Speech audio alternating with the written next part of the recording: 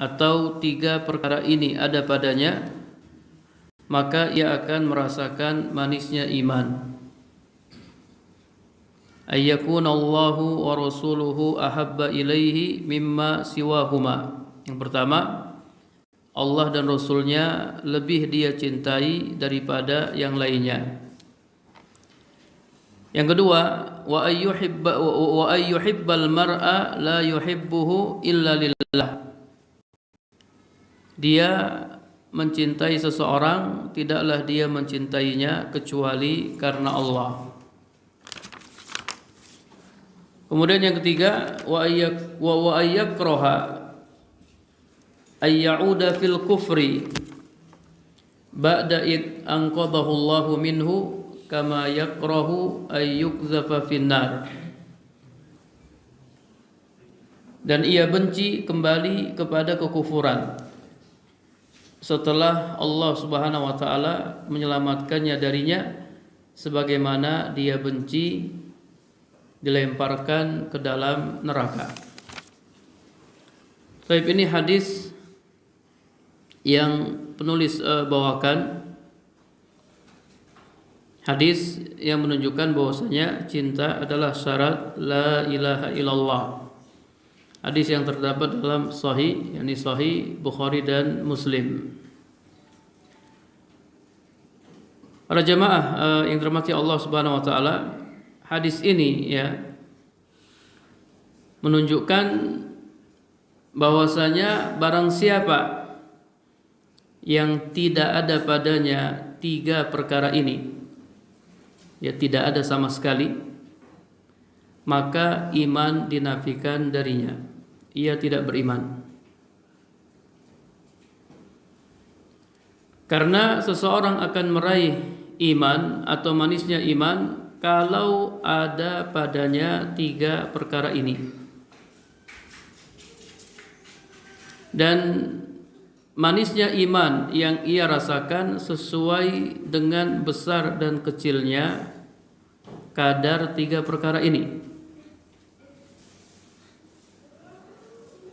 Apabila tiga perkara ini tidak ada sama sekali, maka keimanan tidak ada sama sekali. Maka dengan demikian, mahabbah atau cinta merupakan syarat diterimanya iman dan syarat diterimanya syahadat la ilaha illallah. Jadi harus ada cinta. Harus ada cinta. Kalau cinta sama sekali tidak ada, ini cinta yang ibadah, maka la ilaha illallah tidak ada. Ini istidlal dari hadis ini. Ya, jadi anak ulang, ya tolong diperhatikan. Hadis ini menunjukkan barang siapa yang tidak ada padanya tiga perkara ini, tidak ada sama sekali, maka iman dinafikan darinya. Ia tidak beriman. Karena seseorang akan meraih manisnya iman kalau ada padanya tiga perkara ini. Dan manisnya iman yang ia rasakan sesuai dengan besar dan kecilnya kadar tiga perkara ini. Apabila tiga perkara ini tidak ada sama sekali, maka keimanan tidak ada sama sekali. Tiga perkara ini ya berkaitan dengan cinta. Maka dengan demikian mahabbah atau cinta merupakan syarat diterimanya iman dan syarat diterimanya syahadat la ilaha illallah. Kalau cinta tidak ada, cinta yang ibadah, maka iman tidak ada. La ilaha illallah tidak ada. Kemudian perhatikan sabda Nabi sallallahu alaihi wasallam, wajada halawatal iman. Maka dia akan merasakan manisnya iman. Iman memang ada rasanya. Kalau seseorang tidak merasakannya, berarti ia tidak memiliki iman. Iman rasanya manis. Halawah. Iman rasanya manis. Semakin besar keimanan seseorang, maka akan semakin terasa kemanisannya. Iman itu yazid wa yanqus, ya, iman itu bertambah dan berkurang. Semakin bertambah keimanan seseorang, maka akan semakin terasa manisnya iman. Sebaliknya, semakin kecil keimanan seseorang, maka akan semakin berkurang kemanisannya.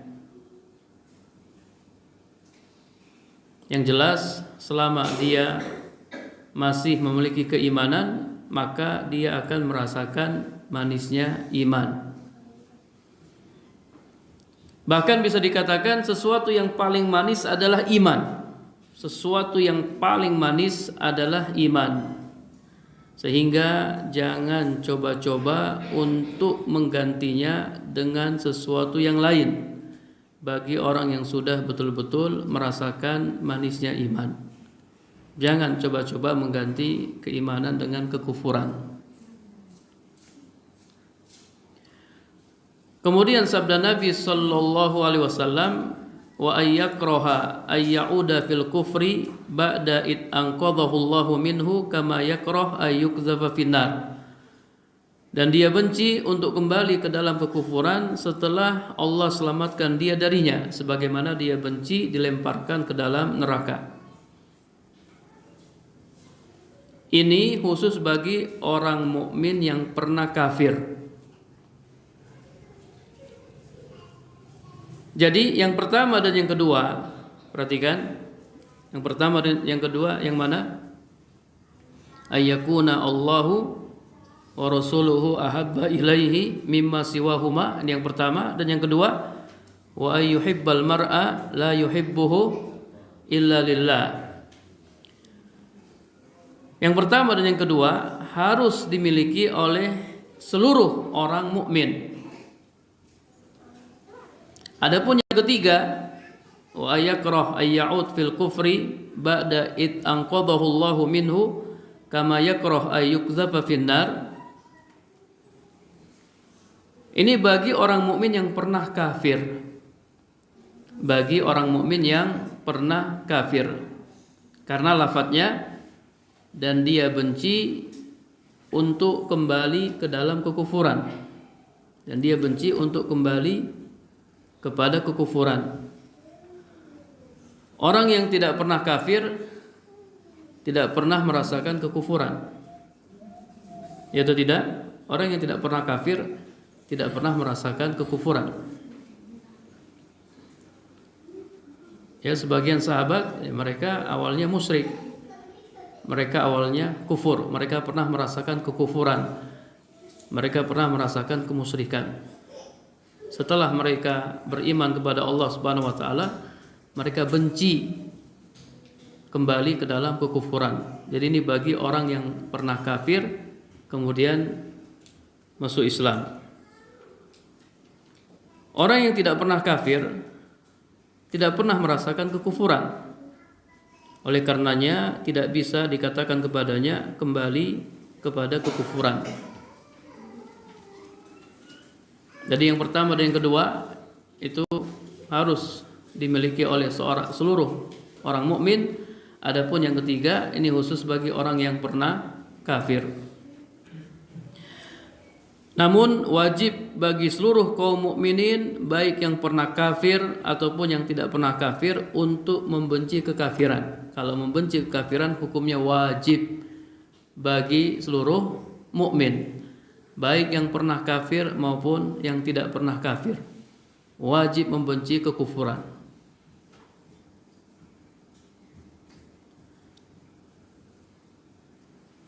Sebagaimana kebencian mereka untuk dilemparkan ke dalam neraka. Kita benci, kita tidak suka dilemparkan ke dalam neraka. Kebencian kita kepada kekufuran itu sebagaimana kebencian kita dilemparkan ke dalam neraka. Waliyazubillah.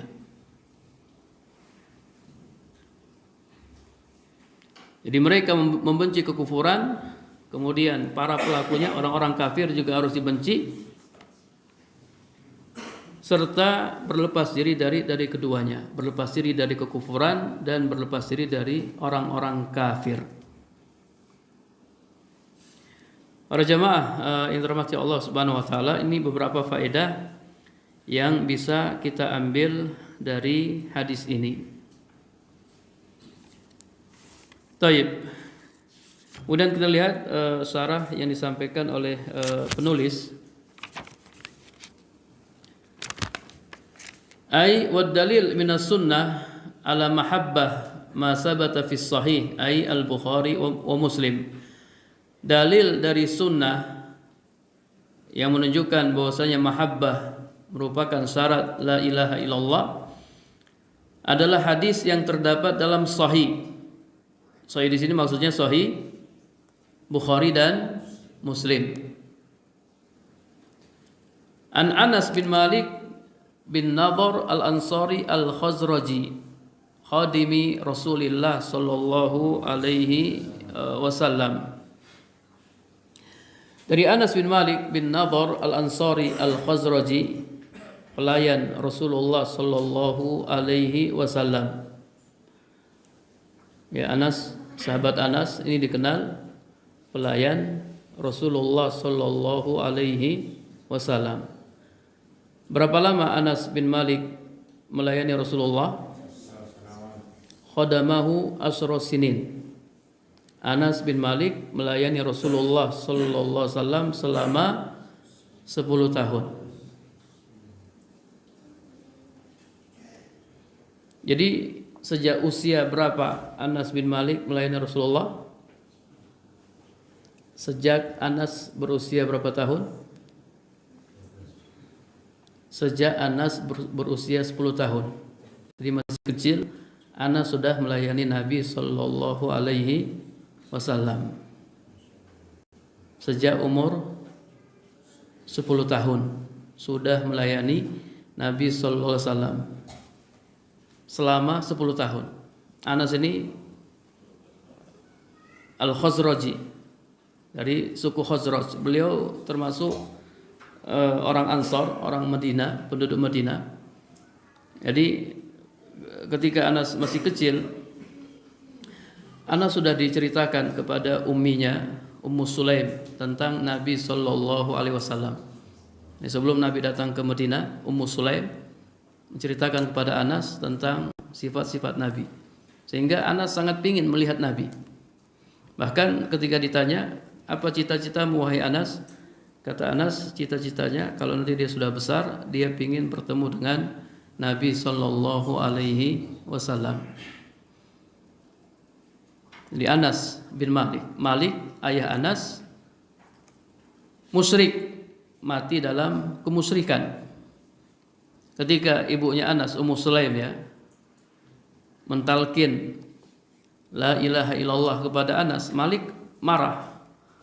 Ya, Malik tidak setuju anaknya masuk Islam. Kemudian dalam sebuah riwayat disebutkan Malik pergi menunaikan suatu urusannya, kemudian dia terbunuh. Malik meninggal dalam keadaan musyrik. Nah, ketika Anas masuk Islam, kemudian Nabi datang ke Madinah, Ummu Sulaim langsung datang kepada Nabi dan menawarkan kepada Nabi sallallahu alaihi wasallam agar Anas, ya, putranya bisa melayani Nabi sallallahu alaihi wasallam. Masya Allah, menjadi pelayan Nabi selama 10 tahun. Nabi di Madinah berapa lama? Di Madinah, bukan di Mekah. Hanya 10 tahun. Nabi di Madinah 10 tahun. Ya, jadi umur Nabi berapa? 63 tahun. Diangkat menjadi Nabi dan Rasul di umur 40 tahun. Kemudian berdakwah di Mekah selama 13 tahun. Nabi berdakwah di Mekah selama 13 tahun. Berarti umurnya berapa? 53 tahun. Setelah itu Nabi hijrah ke Madinah dan beliau tinggal di Madinah selama 10 tahun. Jadi selama Nabi hijrah ke Madinah sampai Nabi meninggal, yang melayani Nabi sallallahu alaihi wasallam Anas bin Malik.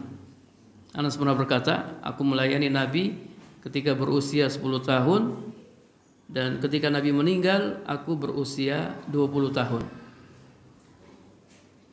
Nah, selama 10 tahun Anas bin Malik melayani Nabi sallallahu alaihi wasallam. Kata Anas, Nabi tidak pernah mengucapkan kata-kata kasar kepadaku, tidak pernah bermuka masam kepadaku, tidak pernah marah kepadaku. Bayangkan selama 10 tahun. Selama 10 tahun Nabi perlakukan Anas dengan baik. Nabi tidak pernah mengucapkan kata-kata yang kasar, kata-kata yang kotor. Bahkan tidak pernah menegur Anas. Anas, kenapa kau tidak kerjakan hal ini? Ya, Anas, kenapa kau kerjakan hal itu? Sama sekali tidak pernah. Ini akhlak Nabi sallallahu alaihi wasallam. Berbeda dengan sebagian orang yang baru punya pembantu ya, beberapa hari, 3 hari ya pembantunya sudah dimarah-marah ya. Baru 3 hari, belum ada sepekan, udah dihardik ya, dibentak-bentak. Bahkan kalau micain piring, gelas, gajinya dipotong dan seterusnya. Kalau antum tidak punya pembantu ya, ini bisa kita ibaratkan seorang atasan dengan bawahannya, seorang tuan ya dengan pembantunya. Ya, jadi atasannya tidak pernah marah-marah ke bawahannya. Nabi sallallahu alaihi wasallam. Oleh karenanya tidak heran bila Anas bin Malik ini termasuk sosok sahabat yang banyak meriwayatkan hadis dari Nabi sallallahu alaihi wasallam. Ada yang masih ingat berapa hadis yang diriwayatkan oleh Anas? Urutan pertama siapa? Abu Hurairah. Urutan kedua Ibnu Umar. Urutan ketiga Anas bin Malik, urutan keempat Aisyah, dan urutan kelima Ibnu Abbas. Berapa banyak?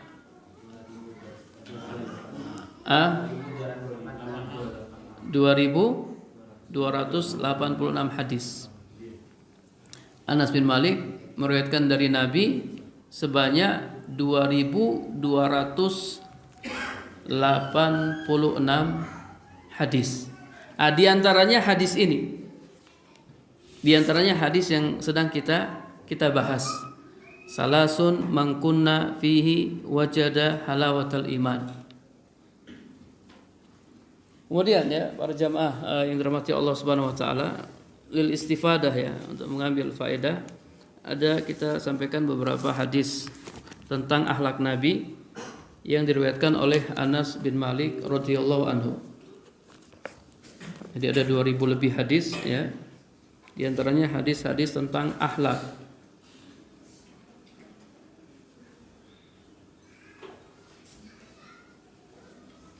Dari Anas radhiyallahu anhu ia berkata, "Wallahi laqad khadamtuhu asra sinin." Demi Allah aku telah melayani Rasulullah sallallahu alaihi wasallam selama 10 tahun. Ma alimtuhu qala li syai'in sana'tuhu lima fa'alta kaza wa kaza. Aku tidak pernah mendapati beliau berkata kepadaku, ketika aku melakukan sesuatu, mengapa engkau melakukan ini dan itu? Aw li syai'in taraktuhu hala fa'alta kaza wa kaza.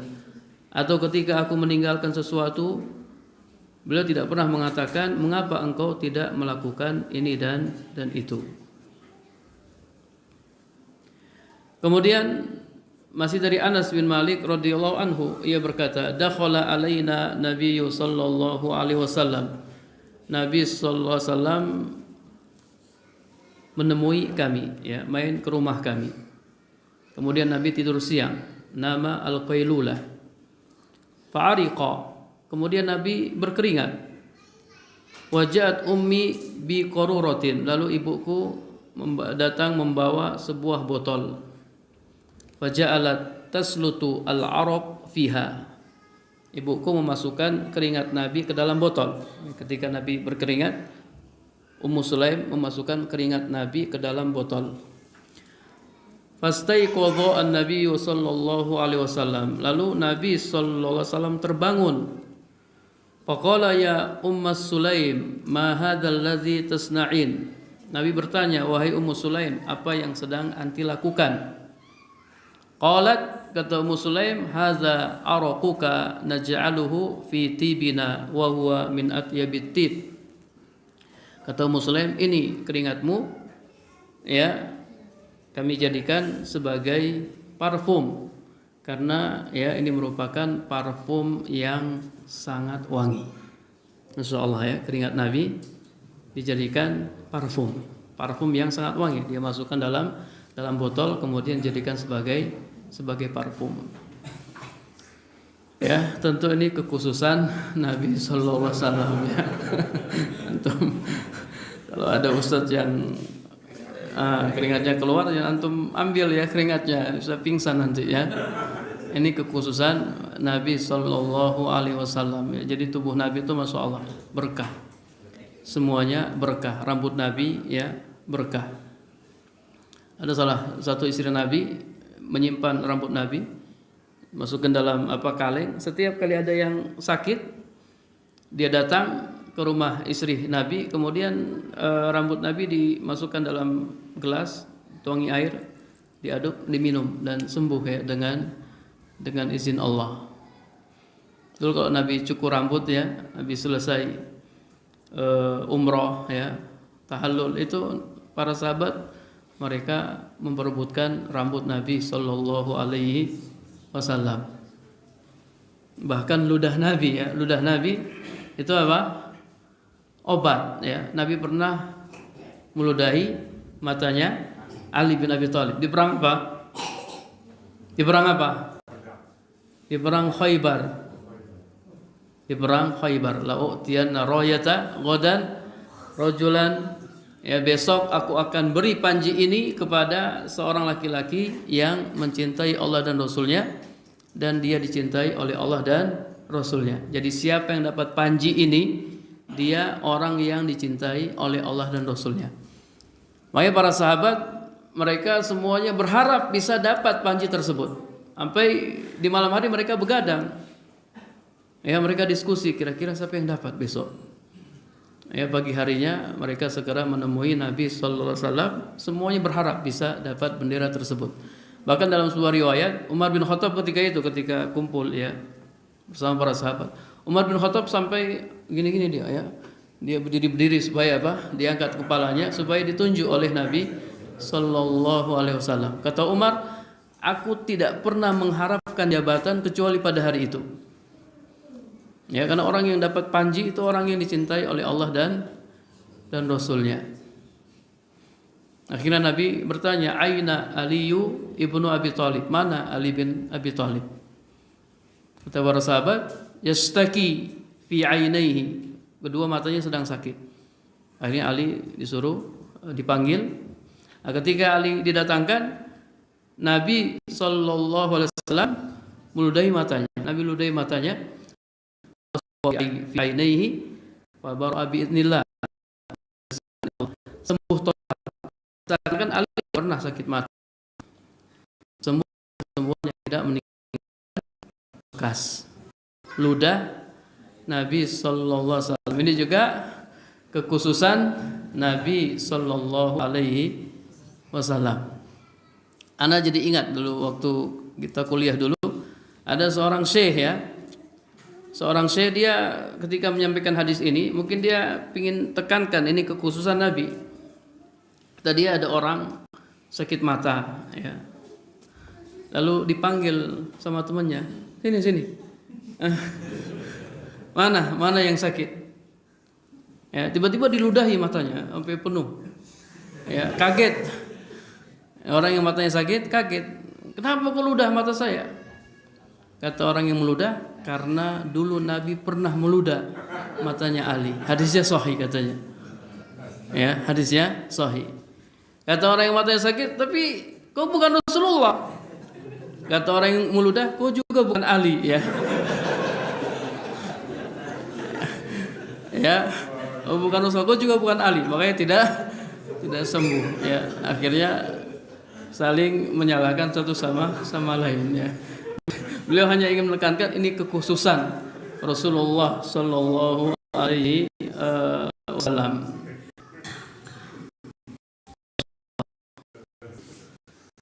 Kemudian ada juga hadis ya dari Anas bin Malik radhiyallahu anhu, anna rajulan sa'ala an-nabiyya sallallahu alaihi wasallam mata sa'ah. Ada seorang laki yang bertanya kepada Nabi sallallahu alaihi wasallam, kapan kiamat? Seorang bertanya, apa yang sudah engkau persiapkan untuk menghadapi hari kiamat? Kalau kiamat pasti terjadi. Yang terpenting apa yang sudah kau siapkan untuk menghadapi hari kiamat. Kata laki-laki itu, ma'adatu laha min kasiri salatin wala saumin wala sadaqatin. Aku tidak mempersiapkan dengan banyak salat, banyak puasa dan banyak sedekah.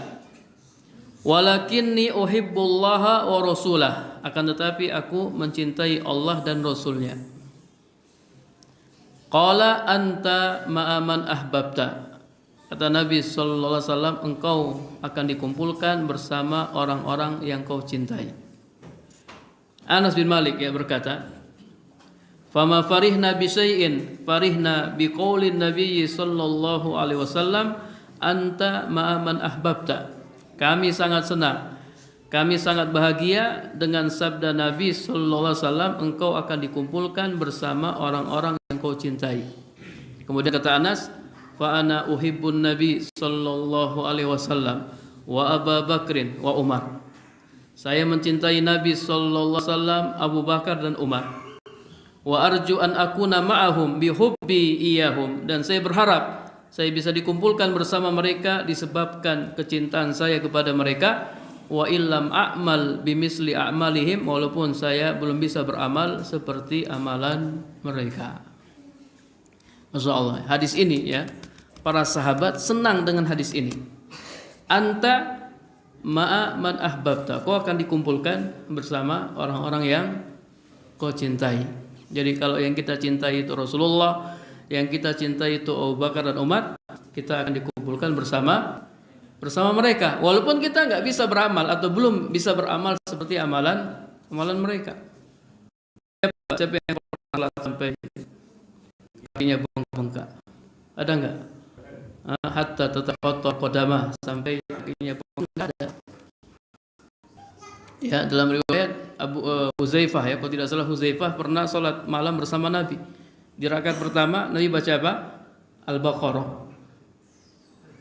Uzaifah berkata dalam hatinya, oh, Nabi akan ruku nih. Ternyata Nabi tidak ruku. Nabi lanjut surat berikutnya. Surat apa? Setelah Al-Baqarah surat apa? Surat Al-Imran. Setelah selesai Al-Imran, kata Uzaifah dalam hatinya, oh, Nabi akan ruku. Ternyata Nabi tidak ruku. Nabi lanjut surat berikutnya. Surat apa? Surat An-Nisa. Satu rakaat. Al-Baqarah, Al-Imran dan An-Nisa. Jadi kita nggak bisa beramal seperti Nabi Sallallahu Alaihi Wasallam. Ya, apalagi seperti Abu Bakar. Abu Bakar ya, para jamaah. Abu Bakar dan Umar. Ketika Nabi nyuruh sahabatnya untuk bersedekah, kata Umar, hari ini saya akan dahului Abu Bakar karena saya tidak pernah mendahulunya dalam kebaikan. Kebetulan saya punya harta. Akhirnya Umar datang membawa separuh hartanya. Menginfakkan separuh harta banyak enggak? Banyak ya. Kalau antum punya uang 10 miliar, antum infakkan separuhnya ya 5 miliar. Banyak. Terus Nabi bertanya, wahai Umar, apa yang kau sisakan untuk keluargamu? Kata Umar, separuhnya. Tiba-tiba Abu Bakar datang. Abu Bakar datang membawa semua hartanya. Bayangkan, semua hartanya. Kemudian Nabi bertanya, wahai Abu Bakar, apa yang kau tinggalkan untuk keluargamu? Kata Abu Bakar, aku tinggalkan untuk mereka Allah dan Rasulnya. Ada enggak yang pernah infakkan hartanya separuh? Separuh atau semua? Enggak ada para jemaah. Enggak ada. Dulu ada salah seorang sahabat, dia infakkan semua hartanya, ditolak oleh Nabi. Nabi tidak terima. Ya, kenapa Nabi tidak terima? Sementara Abu Bakar Nabi terima. Karena Nabi tahu orang ini setelah dia infakkan seluruh hartanya, dia akan meminta-minta, jadi pengemis dia. Nah, Nabi tidak terima. Berbeda dengan Abu Bakar. Nabi tahu kalau Abu Bakar infakkan hartanya semuanya, Abu Bakar tidak akan meminta-minta. Nah, kita nggak bisa seperti Nabi, nggak bisa seperti Abu Bakar, nggak bisa seperti Umar, tapi kita bisa dikumpulkan bersama mereka kalau kita mencintai mereka. Anta ma'a man ahbabta. Kau akan dikumpulkan bersama orang-orang yang kau cintai. Cinta Nabi, cinta Abu Bakar, cinta Umar, dan cinta para sahabat. Ya, insyaallah ini hadis-hadis yang indah ya. Nah, tinggal bagaimana caranya supaya kita semakin mencintai Nabi. Karena cinta itu kan beda-beda. Itu tidak? Cinta itu kan beda-beda. Cinta itu bisa bertambah dan bisa berkurang. Ada orang mencintai Nabi ya, cintanya biasa-biasa saja. Ada orang yang sangat mencintai Nabi ya. Kalau misalnya kita ditanya, kamu mencintai Nabi enggak? Iya, saya mencintai Nabi. Baik, bagus. Apakah kita sudah seperti ini yang disebutkan dalam hadis ini? Ya, mencintai Allah dan Rasulnya melebihi segalanya. Apakah kita sudah mencintai Nabi melebihi segalanya? Sudah atau belum? La yu'minu ahadukum, tidak sempurna keimanan salah seorang dari kalian hingga dia mencintai Nabi melebihi kecintaannya kepada keluarganya, kepada dirinya dan seluruh manusia. Kalau mencintai Nabi, kita mencintai Nabi, tapi kalau mencintai Nabi melebihi segalanya, apakah kecintaan kita kepada Nabi sudah melebihi segalanya ataukah belum? Sudah atau belum? Sudah atau belum? Belum. Sudah. Oke, sudah mencintai Nabi tapi belum sempurna. Baik, kapan? Sempurnanya kapan? Kalau antum ingin kecintaan antum kepada Nabi semakin dalam, apa yang antum lakukan? Itu konsekuensi ya, dari mencintai Nabi, mengamalkan sunnah. Kalau antum pingin kecintaan antum kepada Nabi lebih dalam, lebih nambah lagi, apa yang antum lakukan? Apa yang antum lakukan kira-kira? Apa kira-kira yang antum lakukan?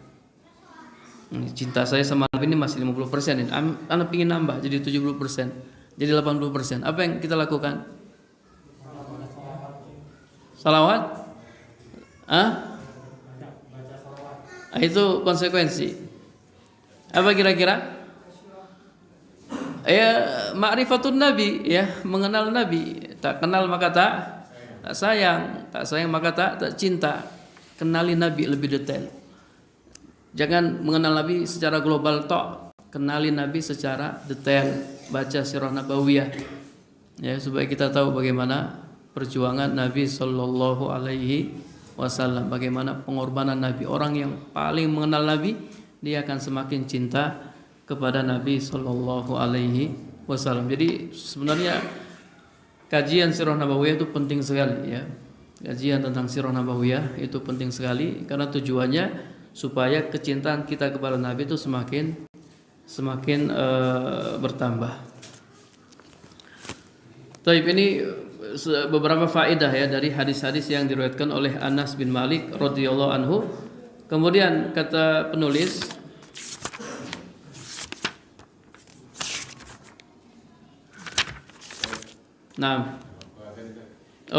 azan dulu ya. Azan.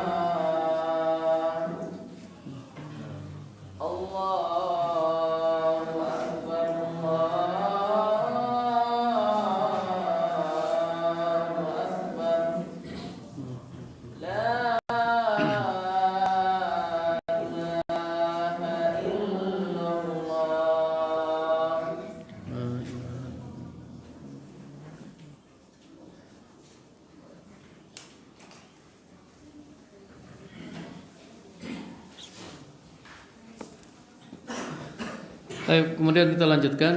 Nabi sallallahu alaihi wasallam pernah mendoakan Anas. Ya, Nabi berkata, Allahumma aksir malahu wa waladahu wa barik lahu fihi. Ya Allah, perbanyaklah hartanya, anaknya, dan berkahilah ia padanya. Dalam riwayat lain, ya, Nabi berdoa, wa atil hayatahu, dan panjangkanlah umurnya. Doa Nabi sallallahu alaihi wasallam mustajab, dan Masya Allah Anas bin Malik ini termasuk orang kaya. Ya Allah, perbanyaklah hartanya Anas dan perbanyaklah keturunannya. Antum tahu ada berapa keturunan Anas? Keturunan Anas ya lebih dari 100. Ada yang mengatakan 106. Ya, anak-anak Anas dan cucu-cucunya itu jumlahnya ada 106 orang. Masya Allah, ini keberkahan doa Nabi sallallahu alaihi wasallam. Antum jangan batasi anak. Antum sudah bisa perkirakan istrinya berapa. Ya, kalau anaknya sebanyak ini kira-kira istrinya berapa? Ya, kalau 4 antum mau ikuti atau hanya sekedar bertanya? Ya, bertanya dulu ya. Baik ya, jadi Masya Allah, jangan batasi keturunan, berbanyak anak. Kemarin dapat info salah satu ustadz yang istrinya sudah 4 ya. Alhamdulillah telah lahir anak-anak yang ke-19 ya, dari istri yang kesekian. Nabi doakan agar Anas bin Malik mempunyai banyak keturunan, dan Anas bin Malik ini juga termasuk sahabat yang berumur panjang. Karena doa Nabi sallallahu alaihi wasallam, ya Allah panjangkanlah umur Anas. Kama fi sahih wa ghairihi, sebagaimana disebutkan dalam sahih dan yang lainnya. Wa fadailuhu katsiratun, keutamaan Anas banyak sekali. Wa huwa akhiru man mata minas sahabah bil Basrah, dia termasuk sahabat yang terakhir meninggal. Dia meninggal di Basrah ya pada tahun 92 Hijriah, dan umurnya jawaza al-mi'ah. Ya, umurnya sudah mencapai 100 lebih ya. Umurnya 100 lebih. Radhiyallahu anhu wa ardhah, semoga Allah meridhoinya dan dia ridho dengan keridhaan Allah Subhanahu wa taala. Ini sedikit tentang Anas bin Malik radhiyallahu anhu, pelayan Rasulullah sallallahu alaihi wasallam. Adapun syarah ya dari hadis ini insyaallah akan kita bahas pada pertemuan berikutnya ya, syarah yang disampaikan oleh penulis. Wallahu a'lam bishawab. Ada pertanyaan para jamaah? Ya. Terkait masalah doa ini, bolehkah kita mengamalkan doa ini? Doa ini? Iya, boleh ya. Antum boleh baca doa dengan doa ini. Antum baca Allahumma aksir mali wa waladi wa barik li fihi ya, wa barik li fihi. Atau antum doakan teman antum ya, Allahumma aksir malahu wa waladahu wa barik lahu fihi. Jadi doa ini boleh kita baca. Atau doa yang pernah Nabi doakan untuk Ibnu Abbas. Ya, apa doa Nabi pada Ibnu Abbas? Allahumma faqihu fiddin wa alimhu at-ta'wil. Kalau untuk kita gimana doanya? Allahumma faqihni fiddin wa alimni at-ta'wil. Ya, doa yang pernah dibaca oleh Nabi sallallahu alaihi wasallam untuk sahabatnya. Kita doakan anak antum ya. Allahumma faqih Abdullah, Allahumma faqih Abdullah fiddin wa alimhu at-ta'wil ya, dan seterusnya. Nah, boleh dibaca. Ada lagi yang ingin ditanyakan para jemaah? Hadis yang terakhir, hadis tentang wanita iman, itu apa berarti bisa diartikan bahwa orang yang pernah kafir itu lebih utama daripada kita, daripada yang nggak pernah kafir? Atau katakanlah kalau zaman sekarang mualaf itu kemungkinan lebih utama daripada kita yang dari lahir sudah. Tapi mana yang lebih utama, orang yang pernah kafir kemudian masuk Islam, ataukah orang yang memang sejak kecil sudah masuk Islam? Ya, mana yang paling utama? Yang paling utama orang-orang yang sudah lahir, sudah Islam sejak lahir. Ya, ketika Nabi menyampaikan ada dari umatnya 70.000 orang yang masuk surga ya tanpa hisab, itu ada sahabat yang mengatakan fala'allahum, barangkali mereka adalah orang-orang yang lahir dalam Islam. Ini keutamaan orang yang lahir ya dalam Islam. Jangan-jangan mereka orang yang lahir dalam Islam, mereka tidak pernah merasakan kekufuran. Ya, namun tetap saja ya dia yang bisa jaga keislamannya. Intinya kan al-amal bil khawatim. Amalan-amalan itu tergantung penutupnya. Ya. Amalan-amalan tergantung penutupnya. Buktinya para sahabat yang masya Allah sahabat-sahabat senior ya, sahabat-sahabat papan atas ya, mereka dulu musyrik ya. Seperti Umar bin Khattab kan dulunya musyrik, namun bisa menjadi orang yang paling hebat karena tadi amalan-amalan itu tergantung penutupnya.